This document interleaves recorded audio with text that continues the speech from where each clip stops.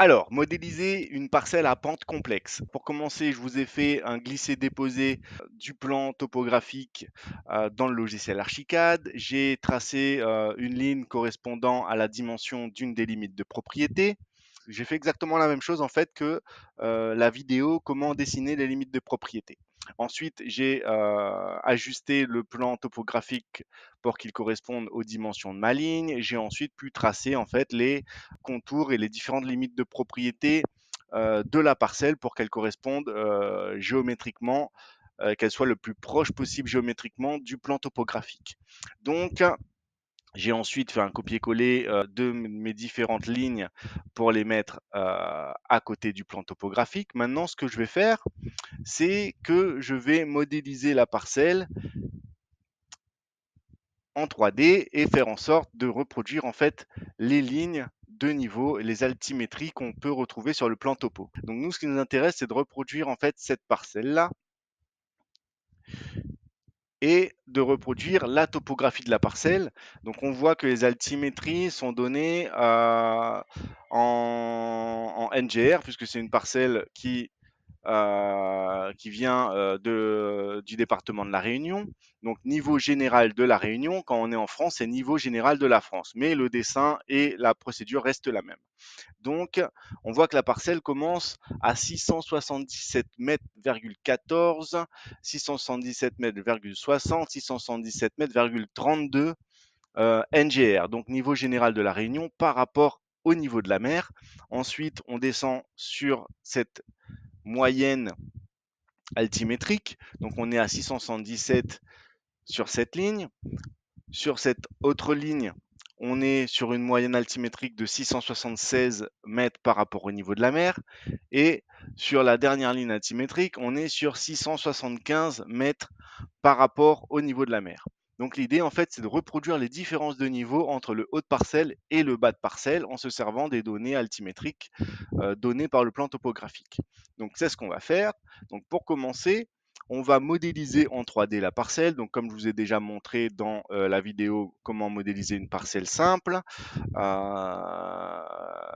Donc on se sert, comme je vous l'ai dit précédemment, de l'outil maillage. L'outil maillage qui se trouve dans la boîte à outils et qui correspond à, comme je vous l'ai dit, maillage, c'est le terrain. Donc, on peut accéder à la boîte de dialogue en cliquant 2 fois sur l'outil ou 2 fois sur l'icône en fait dans la barre d'infos qui se trouve ici. Donc, soit on clique 2 fois sur l'outil directement dans la boîte à outils, soit on clique 2 fois dans les options par défaut et on ouvre exactement la même fenêtre de dialogue. Donc, on va garder l'épaisseur du terrain. Donc, soit on a un terrain qui est coupé sans épaisseur, soit on a un terrain avec la surface supérieure seulement, soit on a le corps solide avec l'épaisseur du terrain. Donc, qui fait, là pour le coup, qui fait 4 mètres, je n'ai pas besoin de 4 mètres, on va dire, si on va garder 4 mètres puisque c'est une parcelle en pente, on voit que de 660 18, on passe à 675, voire 674, donc on a près de 4 mètres de dénivelé sur la parcelle, donc je vais garder 4. En fait, je vais peut-être même mettre 5. Mon clavier n'est pas activé, donc hop, et je fais une entrée numérique directement avec le clavier numérique. Donc on met 5 mètres d'épaisseur, donc 500 cm, puisque en fait mon projet est calibré en centimètres, et je valide la fenêtre pour ensuite venir en fait suivre mes lignes directrices qui représentent les limites de propriété du terrain et pour constituer en fait la modélisation 3D en cliquant sur les différents coins de la parcelle. Donc là, vous voyez, c'est l'outil terrain qui est activé, mais avec l'option de géométrie rectangulaire. Donc c'est pas ce que je veux, puisque je veux pouvoir suivre les lignes directrices. Donc ce que je vais faire, c'est que je vais prendre l'option de géométrie polygonale. Option de géométrie polygonale qui va me permettre de tracer le terrain en suivant sa géométrie. Donc, vous voyez là, ici on a un petit point de divergence. Donc, dès que le curseur et le petit crayon surbrille en noir, ça veut dire qu'on est au point de jonction. Donc à ce moment-là, je clique parce qu'on a une petite divergence entre cette ligne et la ligne qui court vers le bas. Donc à chaque fois que vous voyez là, mon petit crayon est blanc, donc ça veut dire que je ne suis pas à la jonction. Dès que j'arrive à la jonction, mon petit crayon devient noir, donc ça veut dire que là, je suis à la jonction et que je peux cliquer pour ensuite venir fermer ma sélection au point de départ. Hop, donc là, c'est cliqué. Là, ma parcelle est logiquement tracée. Donc hop, vous voyez, mon maillage est présent. Donc mon terrain est dessiné et modélisé en 3D. Donc juste pour vérifier que mon dessin est bon, on voit que là, la parcelle, donc le lot 1, constitue une surface de 300 mètres carrés au sol. Donc on va juste vérifier que mon dessin correspond en utilisant l'outil Hachure, comme je vous l'ai déjà montré. L'outil Hachure, on vient double-cliquer soit dans la barre d'infos, soit directement dans la boîte à outils pour faire apparaître la fenêtre de dialogue. Et dans la fenêtre de dialogue, si je veux pouvoir afficher la surface en mètres carrés, je clique et je sélectionne afficher surface et je valide la fenêtre de dialogue. À ce moment-là, je viens redessiner sur mon terrain en choisissant l'outil de géométrie polygonale et je fais comme j'ai fait pour l'outil terrain. Mais là, l'idée, c'est juste de vérifier que mon terrain fait bien 300 mètres carrés. Là, et je viens cliquer au milieu pour faire apparaître la superficie de ce que j'ai dessiné et on voit qu'on est sur 301,19 mètres carrés, donc on est très proche, ce qui veut dire que mon terrain est très proche de la réalité. Sur une parcelle de 300 mètres carrés, à 1 mètre carré près, ça veut dire qu'on est vraiment très proche. Hein. Donc on va garder la parcelle comme ça et je vais tout simplement changer la couleur de ma hachure pour ne pas qu'elle me gêne. Donc là, si vous voulez, on est donc sur le plan 2D. Vous voyez que si je clique pour aller sur le plan 3D, ma parcelle va être dessinée. Donc, soit je clique, comme je vous l'ai dit, sur cette fenêtre pour faire apparaître mon plan 3D. Donc là, parfois, il peut arriver que l'interface de travail ici représente une surface en fait qui est tellement grande qu'on peut perdre en fait notre travail. Mais vous voyez, quand je joue un petit peu avec, et comme je vous l'ai dit, pour se mouvoir dans l'interface de travail, il faut cliquer sur la molette pour faire apparaître la petite main et pouvoir bouger.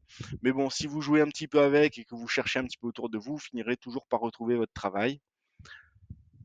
Et là, pour faire une rotation comme je l'ai fait, donc attraper la petite main, on clique directement sur la molette, ce qui nous permet de se mouvoir dans l'interface de travail. Et si là, je viens cliquer sur majuscule, vous voyez que je fais apparaître l'outil rotation et ça me permet de faire une rotation de l'espace de travail. Donc, mon terrain est modélisé en 3D. Maintenant, ce qu'il nous reste à faire, c'est de lui donner et représenter la topographie du terrain par rapport à la réalité et aux données qu'on va trouver sur le plan topographique. Donc on revient sur l'interface 2D, soit en cliquant justement sur le plan rez-de-chaussée là-haut, soit en utilisant le raccourci clavier F2. Alors, donc là, vous voyez qu'en fait, je vous ai dit que ici, ça représente des moyennes altimétriques. Donc ce qu'on va faire, c'est qu'on va reproduire en fait ces lignes. Comment on fait? On va tout simplement reprendre la parcelle. Donc là, je clique sur le maillage directement. Donc en cliquant là-dessus, je clique sur le terrain, la version 3D en fait de ce qu'on a dessiné. Et je vais juste le prendre, utiliser la translation, venir le repositionner sur le plan topo.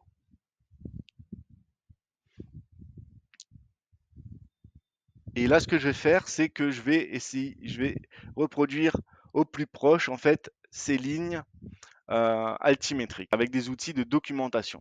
La transformation 3D se fera dans un second temps.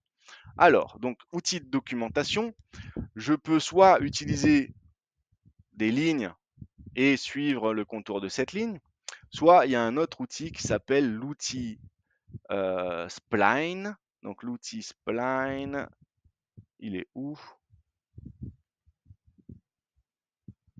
L'outil Spline qui est dans Autres. Dans la boîte à outils, vous avez les outils de sélection, les outils de dessin, les outils de documentation et les outils autres. Donc là, on est sur les outils autres. Je sélectionne la spline et en fait, je vais essayer de reproduire cette courbe pour ensuite reproduire en fait tout simplement la topographie de mon terrain. Donc, hop, en cliquant ici, je vais pouvoir, vous voyez, hop, créer une ligne en courbe, ce qui va me permettre de reproduire plus ou moins la courbe que je vois devant moi. Donc là, on est pas mal. Donc, hop, je vais fermer ma courbe. Donc, et vous voyez que la courbe apparaît en bleu. Et je peux éventuellement venir la modifier en cliquant sur l'endroit. Là, je vois que la courbe est légèrement décalée par rapport au tracé d'origine sur le plan topo. Donc, je vais venir cliquer à l'endroit qui diverge un petit peu de la courbe d'origine. Je vais sélectionner l'outil ajouter nouveau nœud à spline. Et à ce moment-là, une fois que c'est ajouté, je vais venir le prendre et l'étirer pour qu'il s'ajuste sur ma ligne. Et vous voyez, ici, ça diverge aussi, mais on s'en fiche un peu puisque du coup, on n'est plus sur le terrain. Vous voyez, le terrain, il s'arrête là. Donc, je vais éventuellement recliquer ici, reprendre l'option ajouter nouveau nœud et ajuster légèrement ce point de nœud. Donc, vous voyez, là, j'ai reproduit parfaitement en fait la courbe du plan topo. Donc on va faire ça pour toutes les courbes présentes sur le terrain. On en a trois. Je vous ai pris un plan topo assez simple pour que vous compreniez et que ce soit le plus simple à comprendre possible. Donc pour reproduire la seconde ligne altimétrique, je vais reprendre l'outil Spline. Donc l'outil Spline qui est un outil de ligne, hein, mais à laquelle on peut appliquer une courbe. Donc Spline.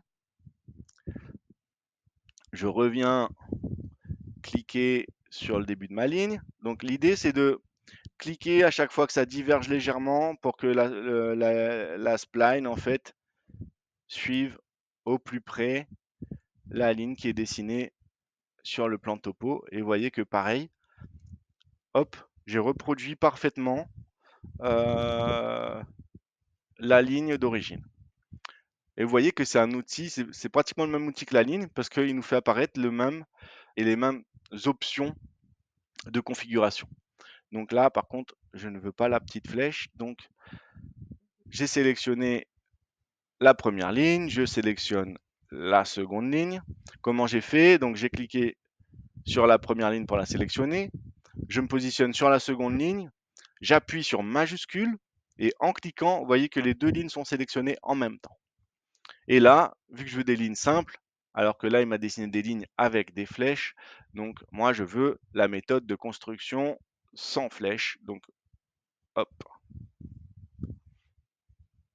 Et il me reste plus que la troisième ligne à dessiner. Hop. Alors, je vais venir cliquer ici, revenir là. Alors, vous pouvez prendre des points de sélection assez proches pour que la spline reproduise au mieux en fait la courbe de la ligne existante. Et là, j'imagine que la courbe continue plus ou moins comme ça. Donc, je vais la mettre ici, puis je vais la sortir là. OK. Pareil, je vais lui enlever les flèches en cliquant dessus et en revenir sur ligne simple. OK. Donc là, j'ai reproduit mes différentes lignes altimétriques. Donc ce que je vais faire, c'est que je vais resélectionner mon maillage. Je vais pour pouvoir faire une sélection multiple, comme je vous l'ai expliqué juste il y a 2 secondes, donc je clique sur le maillage. Pour sélectionner d'autres choses en même temps, j'appuie sur majuscule sur le clavier. Je positionne mon curseur à l'endroit que je veux sélectionner, j'appuie sur majuscule et je sélectionne. Et là, vous voyez que mon terrain et ma ligne sont sélectionnés en même temps. Je fais la même chose pour les deuxièmes lignes, je positionne mon curseur, j'appuie sur majuscule et je valide avec le bouton droit de la souris. Je fais la même chose pour la dernière, donc je positionne mon curseur, j'appuie sur majuscule et bouton droit de la souris. Bouton gauche de la souris, pardon. Bouton gauche de la souris. Voilà, clic gauche. Hein. Donc, une fois que mes lignes et mon terrain sont sélectionnés, je clique sur l'un des points, n'importe lequel. Donc, n'importe lequel, pas vraiment, parce que comme je veux repositionner en fait mon terrain exactement dans le cadre de mes limites de propriété ici, ce que je vais faire, c'est que je vais cliquer sur un coin. Ça va me permettre de positionner beaucoup plus facilement tout le bazar en faisant tout simplement, donc là j'ai sélectionné la translation et je translationne, vous voyez, toute ma sélection en même temps. Donc, et je viens repositionner mon terrain dans son cadre de limite de propriété. Et voilà. Donc là, vous voyez que j'ai reproduit mes lignes altimétriques. Donc, ce que ça va me permettre maintenant de pouvoir en fait avoir des points de sélection à l'intérieur de mon terrain et de pouvoir tout simplement, dans un second temps, sélectionner les outils d'altimétrie et pouvoir jouer sur la topographie de ma parcelle et de ma modélisation 3D directement. Alors, donc là, vous voyez que, hop, pour l'instant, au niveau 3D, rien n'a changé. On est toujours sur une parcelle plane. L'idée, c'est maintenant d'entrer les différentes données. Donc, pour ce faire, il va falloir pouvoir joindre mes différentes lignes altimétriques à mon terrain. Donc comment on fait? On va tout simplement sélectionner mon terrain, donc le maillage. On va venir sélectionner également les 3 lignes. Donc majuscule, je positionne mon curseur, je sélectionne la première, je positionne mon curseur, je suis toujours appuyé sur mon clavier sur la majuscule, je sélectionne la seconde ligne, et je sélectionne la 3e ligne. Donc je positionne mon curseur, j'ai toujours le doigt appuyé sur la majuscule du clavier et je fais un clic gauche pour sélectionner le tout. Maintenant, je viens dire au logiciel que je veux que, que la sélection, la configuration qu'on va faire soit faite dans le terrain. Donc il faut que je vienne également sélectionner l'option de dessin maillage en même temps. Et une fois que mon terrain, mes 3 lignes, mon option de maillage, que tout ça soit sélectionné, il me reste à appuyer sur la touche espace de mon clavier. Vous voyez, je fais apparaître une petite baguette magique. Et à ce moment-là, je viens positionner ma baguette magique sur ma spline. Voilà. Hop. Non. Je positionne ma baguette magique sur ma spline. Donc, quand on a cliqué, vous voyez, hop. Donc, là, il n'y a rien. Tout est sélectionné. Donc, maillage, mes lignes de spline, ainsi que mon outil maillage. J'appuie sur l'outil espace de mon clavier. Ça fait apparaître la baguette magique. Et quand la pointe de la baguette magique est blanche, donc là, il ne nous reste plus qu'à faire un clic gauche. Et ça fait apparaître la boîte de dialogue, nouveau point de maillage. Donc, raccord aux arêtes utilisateurs. Donc, je veux que mes lignes soient raccordées aux arêtes d'utilisation de mon maillage. Donc, je fais OK et vous voyez que ça va m'ajouter plusieurs points de sélection et tous ces points de sélection sont ajoutés directement sur mon terrain. Donc, ce qui va me servir ensuite de gérer l'altimétrie dans un second temps.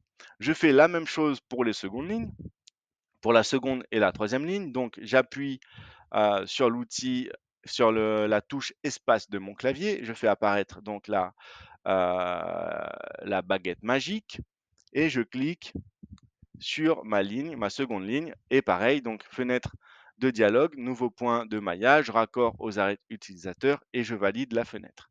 Et il me fait apparaître de nouveaux points de sélection. Je fais la même chose pour la troisième ligne.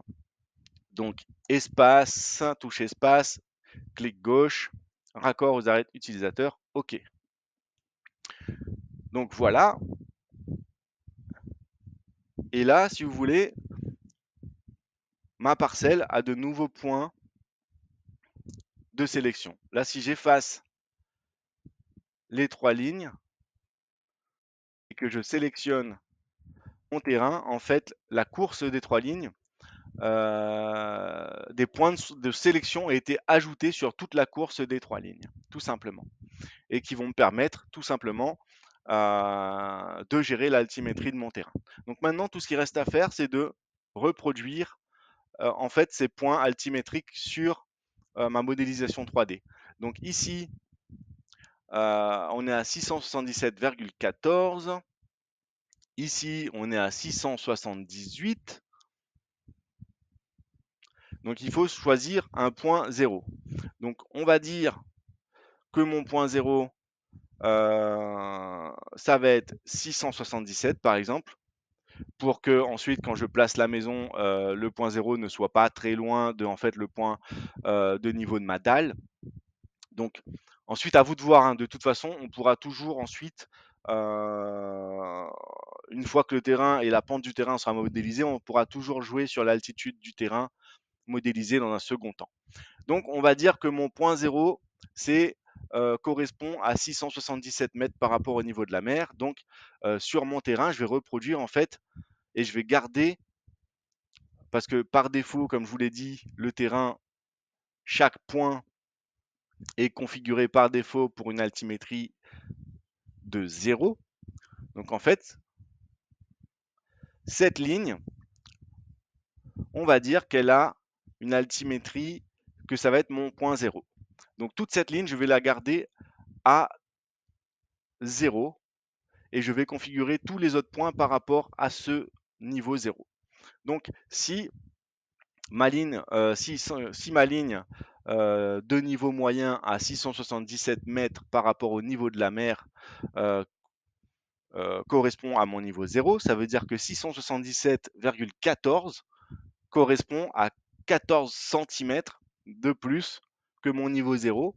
Donc, c'est-à-dire que ce point-ci, hop, je clique dessus, je vais venir dans la boîte de dialogue choisir l'option de déplacement vertical du point de maillage. Et ensuite, je vais choisir tout simplement 14 cm. Donc, je vais noter 14 cm. Et surtout, ne pas appliquer à tous, parce que si j'applique à tout, il va m'appliquer à tous les points de référence qui sont autour de lui ou qui sont liés à lui. Donc non, c'est pas ce qui m'intéresse. Je clique juste sur valider pour qu'il fasse 14 cm de plus que mon point 0 et ce point-ci uniquement. Donc on valide la fenêtre, 14 cm. On va sur la modélisation 3D, donc soit en cliquant sur la fenêtre là-haut, ou encore en cliquant sur l'outil raccourci clavier, enfin sur le raccourci clavier F4. Hop, donc là, vous voyez ici, ce point-là est bien plus haut en fait comme mon niveau de référence. Donc tout ce cadre bleu là correspond au niveau général de référence, soit au point 0. Et ici, on voit bien que la pointe de la parcelle a dépassé légèrement ce point de référence. Alors, on revient sur le plan 2D. Donc 677 mètres par rapport au niveau de la mer qui correspond à mon point 0. Ici, on est à 678 mètres ou 678 mètres, c'est un peu plus haut. Ici, on est à 677,32. Ici, on va dire qu'on est à 677,6, 678, on va dire 677,6. Vaut mieux être trop que pas assez, légèrement trop, hein. Donc, pour éviter qu'on ait des sous-estimations après au niveau des hauteurs de soubassement ou ce genre de choses. Alors, on a dit 677,60, donc ici c'est 677, ce qui veut dire que ce point-là est 60 cm plus haut que tous les points de référence de cette moyenne altimétrique. Donc, hop, je clique dessus, je mets 60 cm. Donc, je recommence pour que vous compreniez bien. En cliquant sur ce point du terrain, je fais apparaître la boîte de dialogue. Je choisis l'outil déplacement vertical et je note avec le clavier numérique 60 cm et je valide la fenêtre de dialogue. Ce qui veut dire, en revenant en 3D, donc touche du clavier, raccourci clavier F4 pour venir en 3D. Et voyez que ici, on a dépassé le niveau de référence d'environ 60 cm. Enfin, de 60 cm, il n'y a pas d'environ, c'est carrément 60 cm pour le coup. Là, en sachant que entre ce point-ci et le niveau moyen de référence à 677 mètres par rapport au niveau de la mer ici, donc mon niveau 0, il y a certainement une courbe qui est légèrement ou qui est plutôt comment vous dire, qui est plutôt régulière. Donc ce point-ci est certainement à un endroit entre 677 et 677,60, donc on peut éventuellement le gérer manuellement en utilisant le déplacement vertical, donc déplacement qu'on peut utiliser également au niveau 3D. Hein. Et là, on va dire que je vais le soulever d'environ 15 cm pour qu'il y ait une courbe assez régulière entre le point arrière et le niveau de référence au point 0 ici. Hop.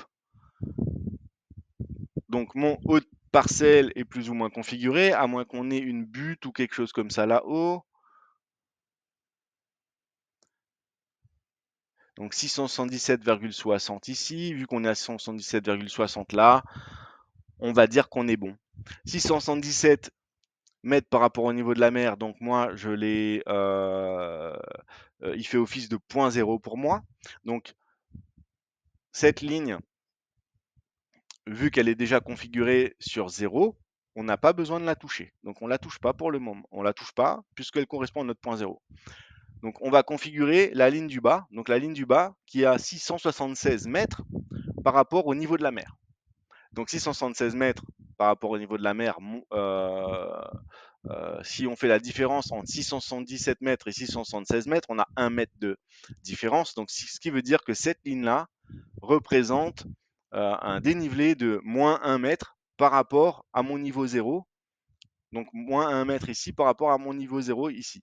Donc on va juste cliquer sur le maillage, on va faire apparaître tous les points de sélection au niveau de la deuxième ligne. Donc en cliquant sur un point n'importe lequel, je vais faire apparaître la fenêtre de dialogue correspondant en fait aux options de cette ligne.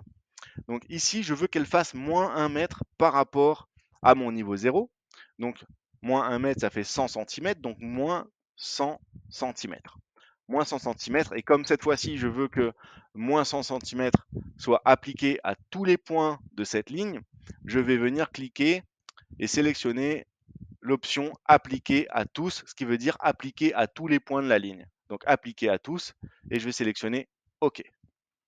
OK, donc maintenant si on revient sur la visualisation 3D, donc raccourci clavier F4 ou en cliquant là-haut, hop,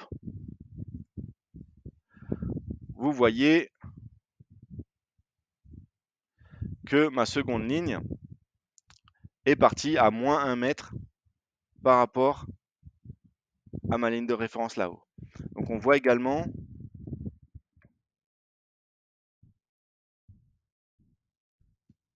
que ces points-là sont restés à 0 alors qu'on devrait avoir une pente quand même assez régulière entre les deux. Donc ces deux points-là, je vais les descendre à moins qu'on ait... Je vais juste vérifier que ce point-ci et ce point-ci, s'ils n'ont pas de niveau de référence défini. Alors, on est sur ce point-ci, 676, 675, 70, 675, 52. on devrait être vers 600.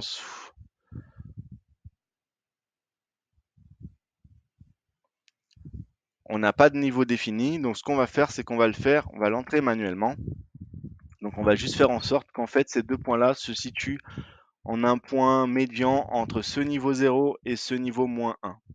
Tout simplement, on va le prendre manuellement. Donc je vais cliquer, vous voyez, là je clique sur le coin de la parcelle.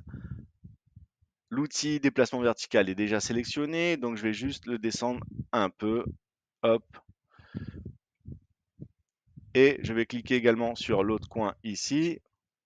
Donc là, comme il m'a fait une translation, je fais annuler ce que je viens de faire. Donc je reclique sur ce point-là et je descends légèrement manuellement le point pour qu'il corresponde en fait à une pente régulière entre le niveau 0 et le niveau -1. Ok, ligne 2 configurée. Il nous reste la ligne 3 qui est configurée à 675 mètres par rapport au niveau de la mer, ce qui veut dire que 677 moins 675, on se retrouve avec une différence de 2 mètres entre cette ligne et cette ligne. Donc on va configurer ça maintenant tout de suite. Donc on repart sur notre plan, sur notre maillage 3D. On le sélectionne, on clique sur l'un des points de la troisième ligne. OK, ce qui nous a en fait isolé la sélection de cette ligne. Je reclique sur un des points, donc clic gauche, je fais apparaître la fenêtre de dialogue et maintenant il me demande la hauteur. Donc à ce moment-là, je veux qu'il fasse moins 2 mètres par rapport au point 0, donc moins 200. Et comme j'ai appliqué à tous sur la sélection précédente, l'option est toujours cochée, donc je la laisse parce que c'est exactement ce que je veux faire. Donc appliquer à tous et valider. Je reviens sur la modélisation 3D, donc raccourci clavier F4. Et vous voyez que la troisième ligne a également été configurée. Il ne me reste plus qu'à configurer en fait la fin de parcelle. Donc on va céder des données encore une fois topographiques. Donc je reviens sur le plan 2D, raccourci clavier F2 ou en cliquant sur la fenêtre rez-de-chaussée. Alors, je resélectionne mon terrain et je vais voir les points précis altimétriques du plan topo. Donc là, on voit qu'on est à 674,66 et que l'autre point doit être à 674,4 ou quelque chose comme ça, puisqu'il n'est pas mentionné d'altimétrie ici, mais comme le 675 doit se terminer à peu près là, on ne doit pas être beaucoup plus bas. Donc je dirais qu'on doit être à une... vu la distance entre ici et ici, on doit avoir à peine 1 mètre. Donc je dirais qu'on doit être à peut-être 40 cm de moins que 675, donc 674,6. Et ici 674,66, donc 674,6. Donc voilà. Je reclique sur mon terrain, je sélectionne le point du bas. 674,6, ce qui correspond à 2 mètres 40 de moins que mon point 0. Donc moins 240. Donc vous voyez, à chaque fois, je fais la différence mathématique tout simplement entre le chiffre le plus important et le chiffre le plus bas. Et ensuite, la différence nous donne la différence de niveau et la différence en mètres, en fait, tout simplement. Moi, si on fait 677 moins 675, on se retrouve avec moins 2 mètres, tout simplement. Donc 677 moins 674,66, donc on va dire 674,60, donc on est à 2 mètres 40. Donc moins 2 mètres 40, donc hop, je clique sur le point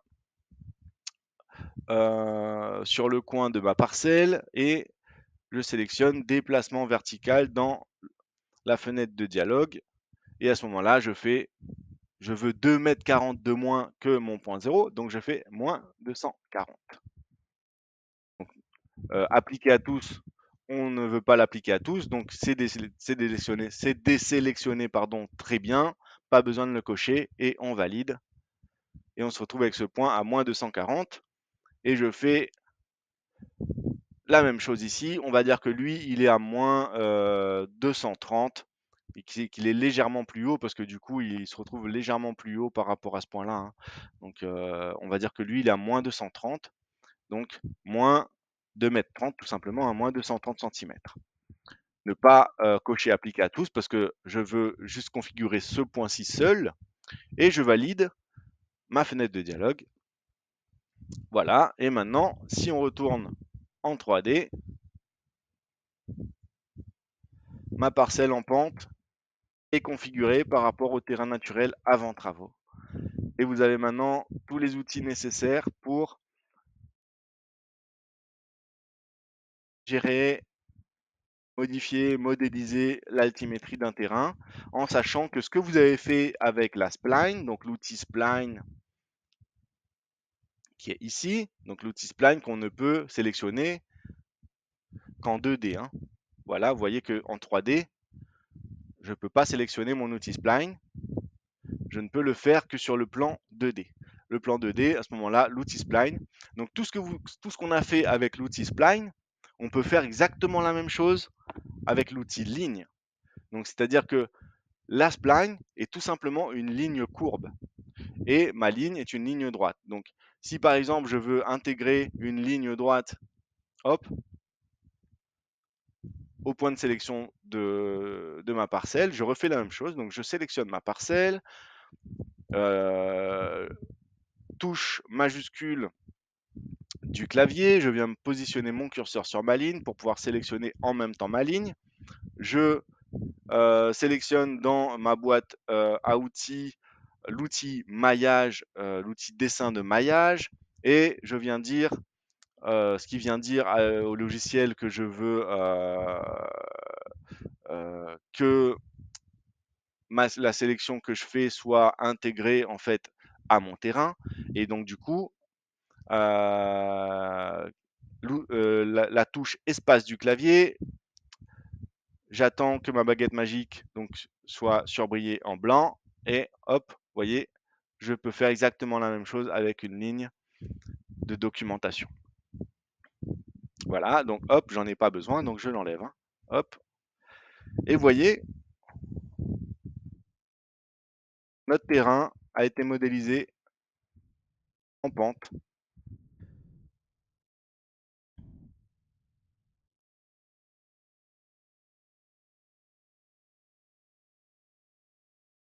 Et voilà pour le terrain en pente. À bientôt pour une nouvelle vidéo.